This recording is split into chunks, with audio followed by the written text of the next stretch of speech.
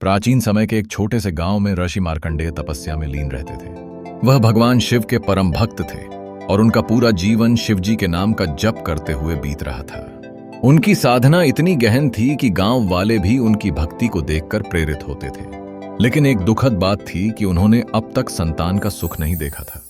कई वर्षों की तपस्या और प्रार्थना के बाद अंततः भगवान शिव ने उन्हें अपने आशीर्वाद से एक पुत्र का आशीर्वाद दिया, जिसका नाम उन्होंने मार्कंडेय रखा। मार्कंडेय का जन्म एक विशेष चमत्कार था, क्योंकि जन्म लेते ही एक भविष्यवाणी की गई थी कि उनकी आयु केवल 16 वर्ष होगी। यह सुनकर ऋषि मार्कंडेय अत्यंत दुखी हुए, लेकिन उन्होंने शिव जी पर विश्वास बनाए रखा। उन्होंने अपने पुत्र में शिव भक्ति का संचार किया। रोज मार्कंडेय अपने पिता के साथ शिव जी का ध्यान करते, उनकी भक्ति में नवीनतम ऊंचाइयों को छूने का प्रयास करते।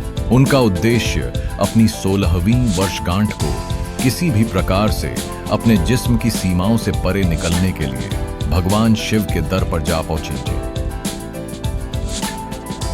का था। जैसे जैसे मार्कंडेय का 16वां जन्मदिन करीब आने लगा, वे अपने रोजाना के अनुष्ठान को और अधिक गंभीरता से करने लगे।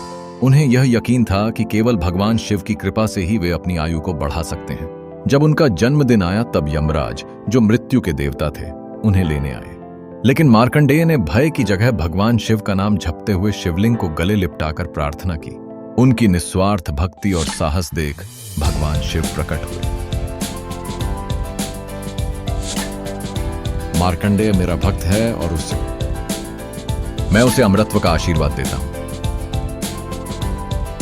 यमराज ने भगवान शिव की बात मानी और लौट गए। इस चमत्कारिक घटना ने सबको यह दिखा दिया कि सच्ची भक्ति में अद्वितीय शक्ति होती है।